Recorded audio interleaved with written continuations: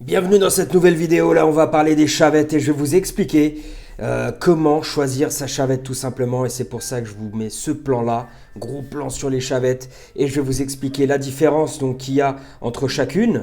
Donc ça va vous permettre de vous tout simplement choisir la chavette qui vous convient par rapport à vos besoins tout simplement. Alors tout d'abord je vous montre l'excellente nouvelle chavette de chez unjouraunhomme.com. Donc mon partenaire, comme vous le savez si bien. Donc là ils se sont mis à faire des chavettes et en fait celle-ci c'est la dernière, elle est ultra ergonomique. C'est celle que j'utilise dans la vidéo pour me faire mon rasage à blanc de mon dégradé tout simplement. Et en fait elle a une parfaite ergonomie. Et donc justement on va parler des ergonomies, on va comparer les différentes chavettes. Et moi je vais vous partager pour moi selon mon expérience la meilleure ergonomie et après voilà, comme ça chacun va pouvoir choisir son style de chavette. Donc celle-ci, ce qui est génial, c'est que vous avez donc déjà, elle est très très jolie, une belle finition en bois. Et en fait généralement quand il y a une finition en bois comme ça, le bois il a plutôt tendance à venir vous gêner quand vous la positionnez juste là, parce que le bois c'est assez robuste, ça pèse un petit peu mine de rien. Et en fait une chavette, plus elle est légère, plus vous gagnez en dextérité et en précision. Donc là ce manche en bois est vraiment très léger et donc il pose aucun problème dans le maniement de la chavette. Donc l'ouverture de la chavette est fluide, comme vous pouvez le voir, ça c'est très important. Il y en a, elles sont assez rigides et voilà, comme vous le manipulez avec le petit doigt, ça peut être gênant de temps en temps. Celle-là, elle est très très souple. Et ensuite, on va parler du porte-lame. Le porte-lame a une excellente forme ici qui vous permet vraiment, vous voyez, de faire un mini arc de cercle. Vous voyez là, ça part d'en bas et ça monte légèrement. Et vous voyez, les doigts sont en léger petit arc de cercle qui va venir en fait faciliter le maintien du porte-lame. Et vous allez pouvoir gagner en précision. Donc là vous avez différentes postures, hein. Vous pouvez placer le pouce juste là, voilà, pour travailler, et toujours évidemment avec le poignet, hein, et angle 45 degrés, hein, quand vous mettez votre chavette, jamais 90 degrés. Ok. Et tout simplement vous allez pouvoir la tenir comme ça aussi. Voilà, très bonne ergonomie qui vous permet de faire cette posture. Toutes les chavettes ne vous le permettent pas, hein. Et quand vous mettez le pouce là, tout simplement, vous allez gagner en précision. Et notamment, moi par exemple, je fais sortir la lame légèrement pour gagner en précision. Et pour reprendre un peu l'état d'esprit d'un coupe-chou classique que je vais vous montrer là.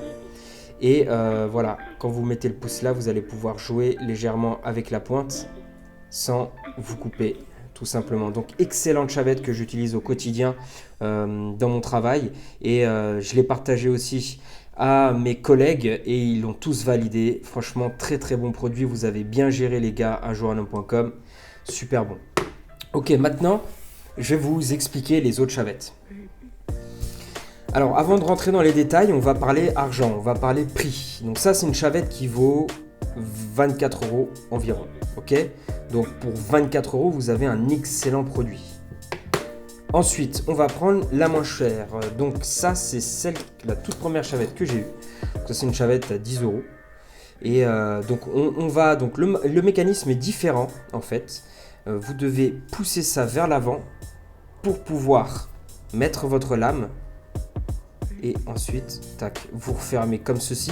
Donc l'avantage de ces chavettes, c'est qu'elles sont ultra légères parce que les matériaux ne sont pas de qualité. Vous voyez, donc ça reste de l'aluminium et ça c'est du plastique.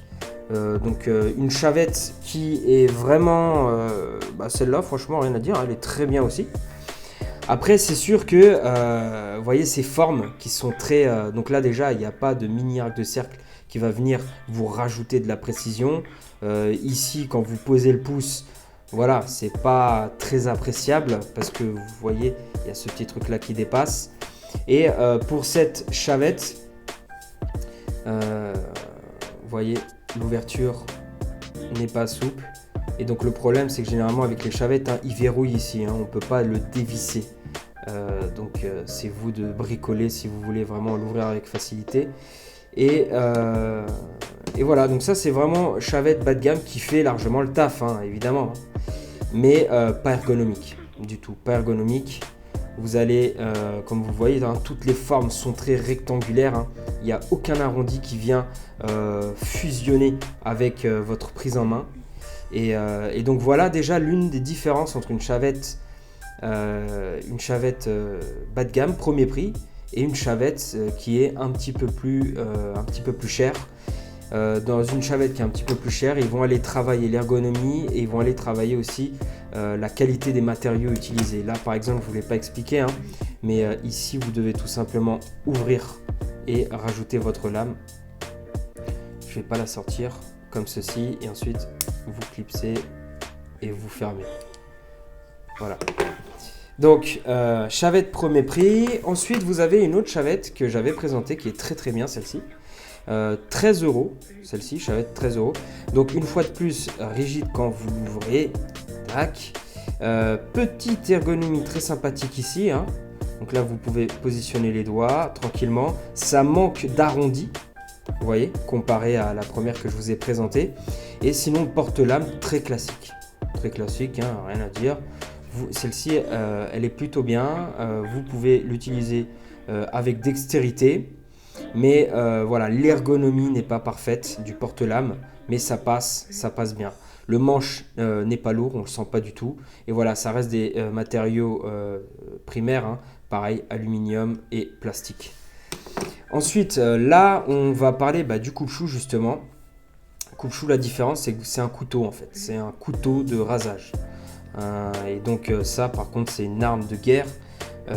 Dans les barbershops, c'est interdit de l'utiliser parce qu'ils estiment qu'il faut changer la lame pour chaque client et malheureusement sur le coupe-chou on ne peut pas le faire. Donc je crois que c'est une norme française, hein, qui a été appliquée depuis peu et donc malheureusement la tradition en fait, le couteau rasage n'est pas autorisé en barbershop. Alors peut-être qu'il est autorisé chez Alain Maître Barbier par exemple, parce que voilà, il a le titre de maître barbier et le maître barbier c'est la base, hein, c'est son outil. Mais sinon dans les barbershops classiques que vous pouvez retrouver à côté de chez vous, généralement c'est pas utilisé. La différence c'est qu'avec cette lame là vous allez avoir un meilleur rasage. Un rasage très profond. Donc c'est très intéressant quand vous faites des rasages à blanc traditionnels. Et après pour faire les contours c'est aussi intéressant parce que la tête elle est énorme. Donc ça vient carrément prendre toute la joue d'un seul coup. Mais effectivement si vous voulez travailler en précision des contours par exemple, une chavette ce serait plus approprié. Vous allez la tenir avec une meilleure dextérité.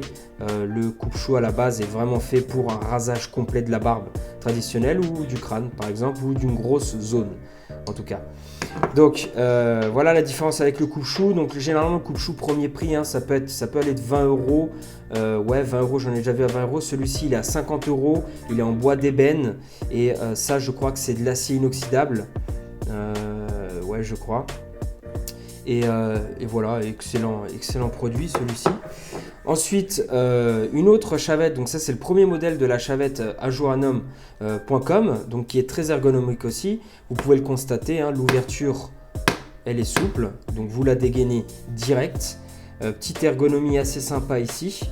Voilà, ici c'est très fin et ça s'élargit de plus en plus, donc ça va venir vous permettre de la tenir ici là pour gagner en précision, ou ici, ou ici.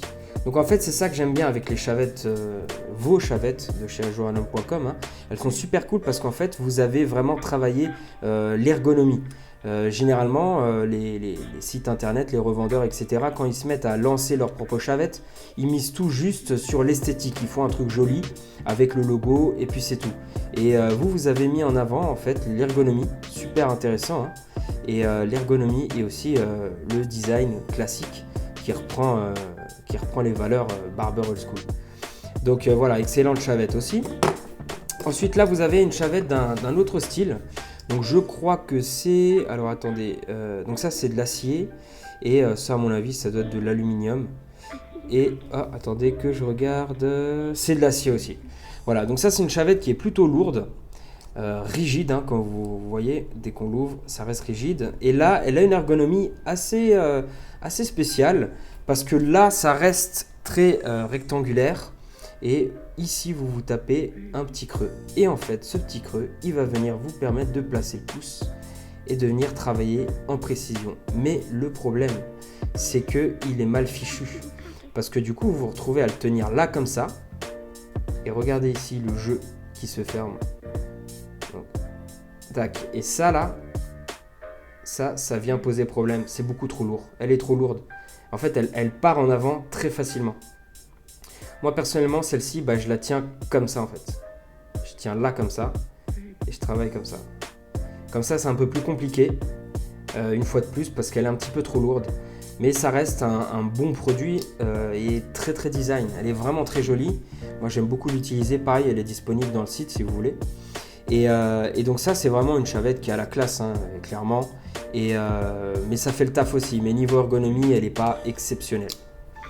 Ensuite, vous avez une autre chavette de chez ajouranhomme.com.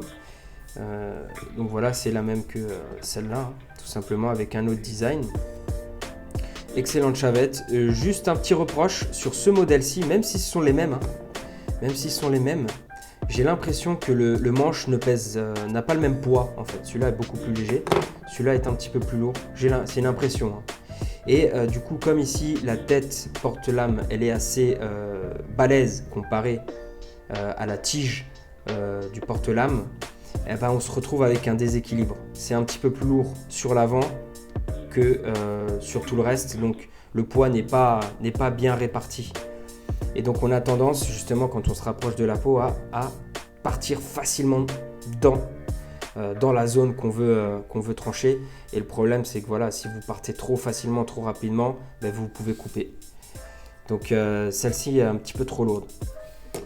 Et pour terminer, un autre excellent coupe-chou.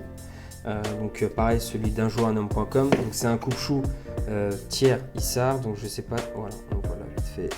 Donc ça c'est ça c'est collection. Hein. J'ose même pas l'utiliser pour vous dire. Hein. Je le garde à la maison, j'en prends soin. Vraiment exceptionnel. Hein. Donc là on est dans des matériaux donc made in France, hein, et des matériaux top qualité. Donc ça là, rien à dire. Exceptionnel. Ergonomie de malade pour un coupe-chou. Et une précision de folie et magnifique outil. Et puis voilà, donc là, je vous ai parlé, donc niveau prix, pour vous donner une idée, un coupe-chou made in France de haute qualité, c'est dans les alentours de 300 €, et entre 100 et 300 €. Ensuite, vous avez par exemple une chavette qui est bien travaillée, très design, une trentaine d'euros. Chavette de chez nous, unjournhomme.com, donc ça reste une vingtaine d'euros. Et puis voilà, vous avez le tour. Donc là, on va chercher ensemble finalement la meilleure chavette. Alors, on récapitule. Dans l'idéal pour moi, donc la chavette doit être légère. Donc je vais prendre l'exemple de ma préférée. Donc la chavette doit être légère. Ok ? Pourquoi ? Parce que plus elle est légère, plus elle va venir fusionner avec votre main et vous allez pouvoir ne faire qu'un en fait avec vos doigts. Et c'est comme si en fait vous aviez des doigts tranchants et que vous veniez tout simplement poser votre doigt dans une zone et raser. C'est exactement la sensation qu'on a avec une chavette qui est très légère. Ensuite, elle doit se dégainer, donc s'ouvrir facilement.